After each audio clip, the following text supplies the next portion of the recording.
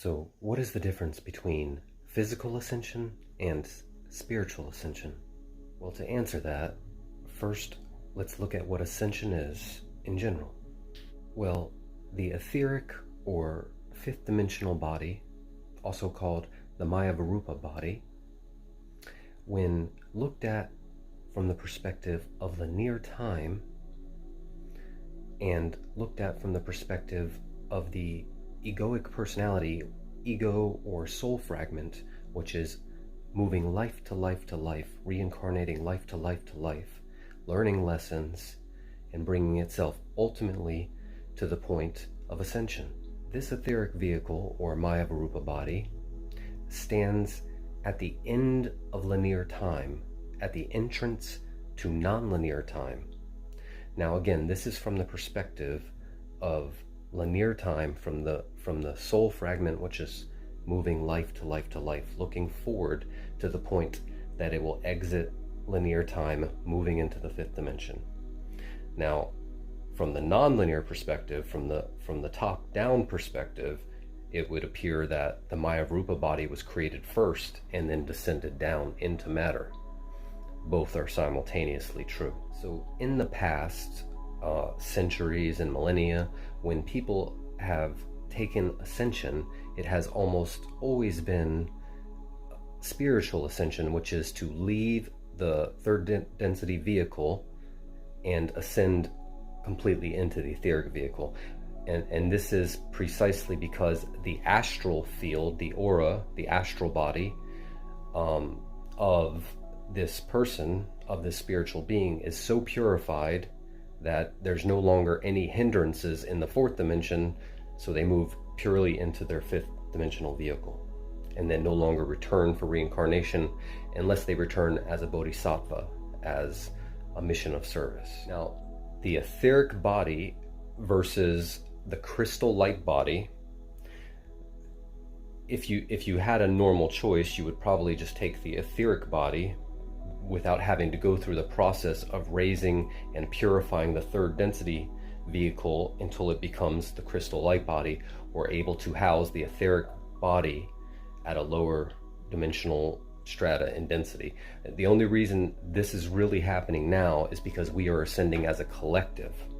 So as a collective, we are slowly raising our bodies up to be homes for these higher dimensional energies. But in the past centuries, the lower density vehicles and the lower density consciousness collective of humanity was completely contrary to this. So it would have been, I'm not saying it wasn't possible, but it would have been much harder. So everyone always just took spiritual ascension. But now that we are all raising up as a collective, we will be taking, many of us will be taking our crystal light bodies. We will be taking physical ascension.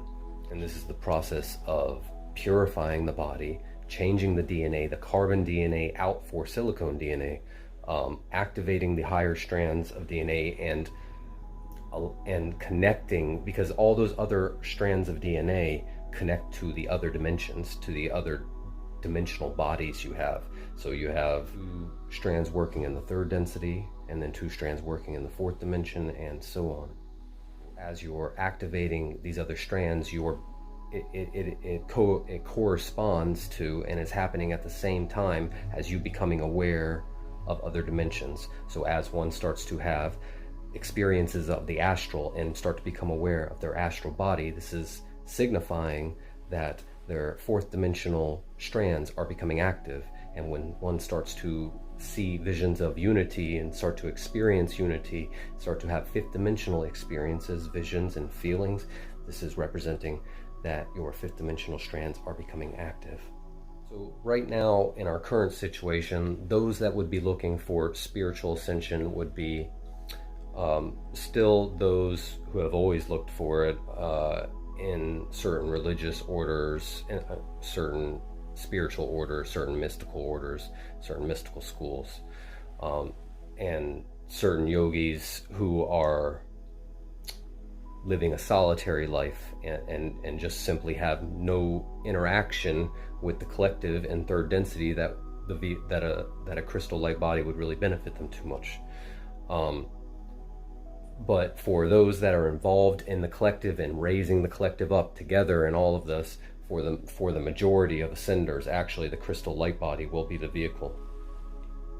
Also, for those who are waking up or on the process to enlightenment right now, but are already in their 50s, 60s, 70s, and who don't need more lessons before they go to the fifth dimension.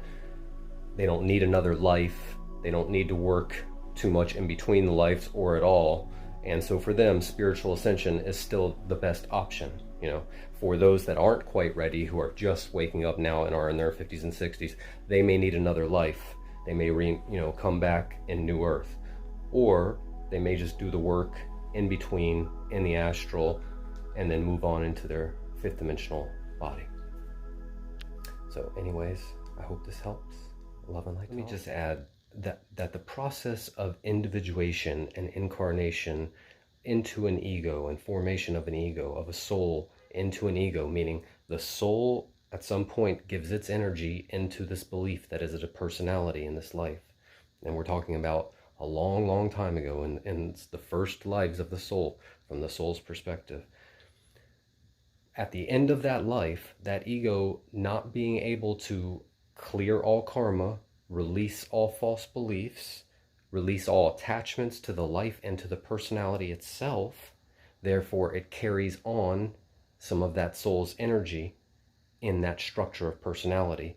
So in the next life, in the next incarnation, the next baby is not truly a clean slate, but carries some of the proclivities or samskaras, as they call them, from the last life. So therefore, as this goes on life to life to life, it's actually a densification or an accumulation of karma.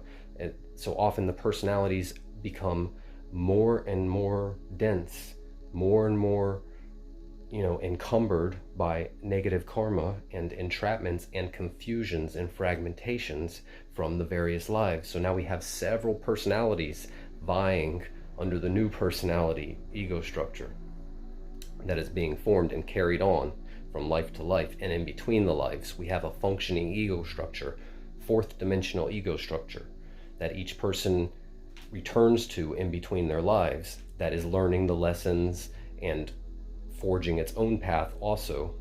Well, at some point, the ego starts to learn the lessons of, spiritual value, of walking the spiritual path, and starts losing its attraction for the material.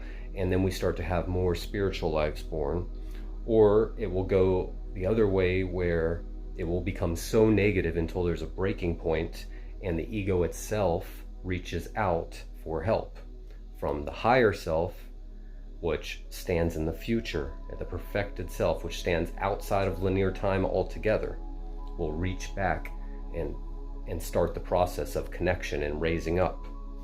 So once that process starts, the process of purification, at some point, the soul, the ego personality that has been moving life to life, will, what we call the fifth dimension, is returning to the soul, is returning to the soul connection, so that the soul can actually now sit in this vehicle, because they're not out of alignment anymore.